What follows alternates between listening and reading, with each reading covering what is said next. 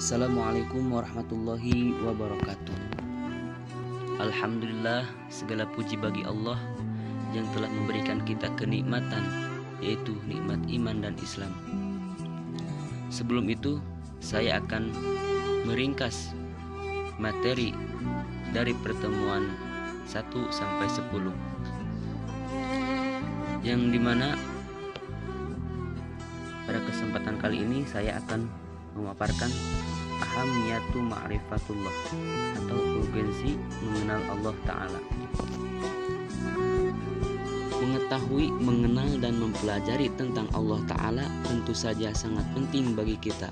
Hal ini berdasarkan alasan-alasan berikut.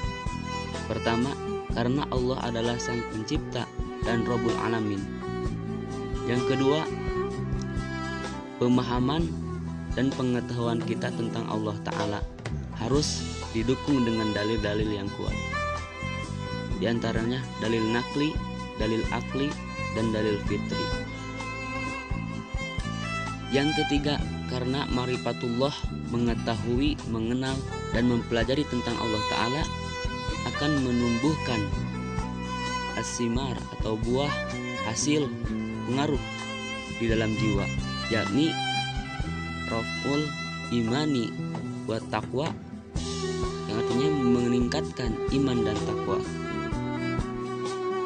Buah dari pentingnya mengenal Allah adalah merdeka, ketenangan, rasa aman, keberkahan, hidup mulia, surga, ridho Allah. Yang selanjutnya, manawi min ma'rifatullah, yang artinya penghalang-penghalang mengenal Allah. Secara garis besar, ada dua hal yang menghalangi manusia tidak bisa mengenal Allah, yaitu pertama adalah maradus syahwat, berkaitan dengan penyakit hati berupa nafsu dan kesenangan serta perilaku yang tidak terpuji. Kedua, maradus syubhat, berbagai hal yang menimbulkan keraguan, lebih banyak berkaitan dengan masalah akal dan logika.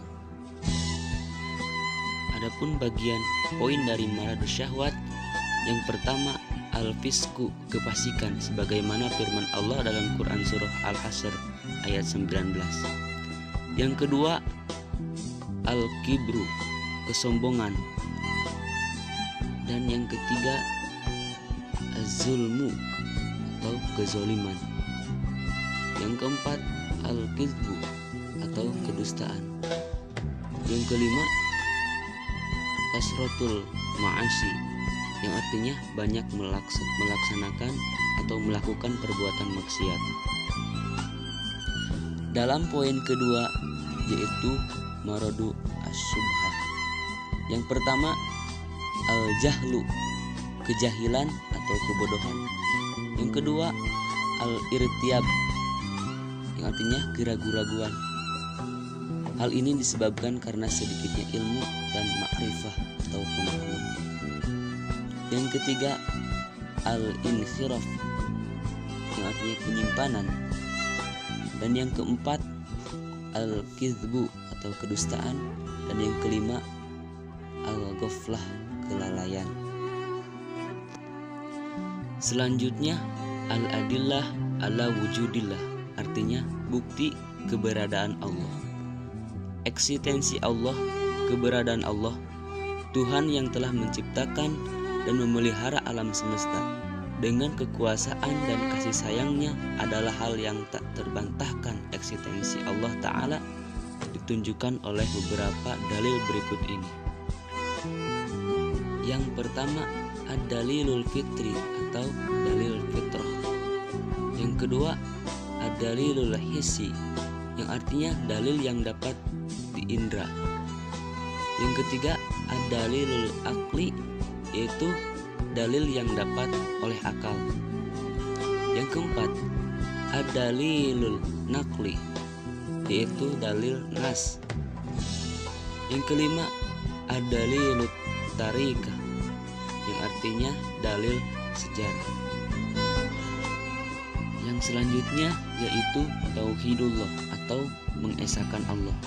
Tauhidullah Tauhid secara bahasa Arab merupakan bentuk masdar dari fi'il wahada yuwahidu dengan huruf H ditasdid, yang artinya menjadikan sesuatu satu saja. Secara istilah syar'i, maka tauhid adalah menjadikan Allah sebagai satu-satunya sembahan yang benar dengan segala kekuasaannya. Syarah Thalatsatil Usul. Pertama, rububiyah, yang kedua mulkiyah, yang ketiga goyatan atau yang dituju, dan yang keempat ilahan ma'buda, yang artinya Tuhan yang disembah. Yang selanjutnya yaitu al-hayah fi zilahi tauhid, hidup di bawah naungan tauhid. Yang pertama, mentauhidkan Allah. Hidup mulia hanya akan diraih apabila seorang hanya berwala atau loyal kepada satu Tuhan yang maha sempurna, yaitu Allah Subhanahu wa Ta'ala, dengan pemahaman akidah yang benar dan sesuai dengan yang diajarkan oleh Rasulullah SAW tentang zat, sifat, nama-nama dan sifat Allah, dan af'al atau perbuatan. Yang kedua, macam-macam tauhid. Pertama, asma wa sifat, rububiyah, mulkiyah, dan uluhiyah. Rangkuman kalimat la ilaha illallah, sikap ketauhidan sebagaimana tersebut di atas terangkum dalam satu kalimat la ilaha illallah, bahwa tiada Tuhan selain Allah. Allah sebagai mahbuban yang dicintai, Allah Ta'ala sebagai Robban maskudan, Tuhan yang dituju, Allah Ta'ala sebagai malikan muta'an, raja yang ditaati, Allah Ta'ala sebagai ilahan ma'budan, Tuhan yang disembah. Yang keempat, mencapai kehidupan yang baik. Kehidupan yang baik ini di dunia dan di akhirat, yang mana di dunia mendapatkan kenikmatan dan kebahagiaan, di akhirat mendapatkan surga, ridho Allah, dan melihat Allah Subhanahu wa Ta'ala. Yang selanjutnya yaitu ma'iyatullah atau kesertaan Allah, bisa juga kebersamaan Allah. Ma'iyatullah ini memiliki dua konteks, yakni ma'iyah ammah, kebersamaan dalam arti umum, dan ma'iyah khosoh, kebersamaan dalam arti khusus.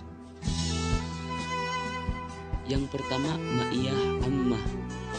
Ma'iyah ammah bersifat mutlak, mencakup seluruh makhluk ciptaannya, yaitu bahwa selalu ada muraqabatullah atau pengawasan Allah kepada semua makhluknya, sebagaimana firman Allah dalam Quran surah Al-Mujadilah ayat 7. Yang kedua, ma'iyah khosoh.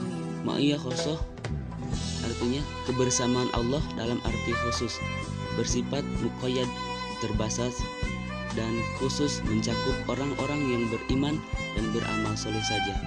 Hal ini tergambar dalam firman Allah Ta'ala berikut ini, innallaha ma'as-sabirin, bersabarlah, sesungguhnya Allah bersama orang-orang yang bersabar. Quran surah Al-Anfal ayat 46. Selanjutnya, ma'rifatullah yang terakhir yaitu al-ihsan atau berbuat baik. Ihsan berasal dari kata yang hasan, artinya adalah berbuat baik, sedangkan bentuk masdarnya adalah ihsan yang artinya kebaikan, dan itu tumbuh dari keimanan yang tertanam di dalam jiwa, yakni keyakinan terhadap muraqabatullah, pengawasan Allah Ta'ala, dan kesadaran terhadap ihsanullah, kebaikan-kebaikan Allah Ta'ala. Orang yang beramal dengan ihsan akan memperoleh keuntungan sebagai berikut: kecintaan dari Allah, hubum minallah, pahala dari Allah, arjum minallah, dan yang terakhir pertolongan dari Allah yaitu nasrum minallah. Mungkin sekian dari saya, mohon maaf apabila ada kesalahan. Yang benarnya dari Allah, yang salahnya dari kebodohan saya sendiri. Sekian, wassalamualaikum.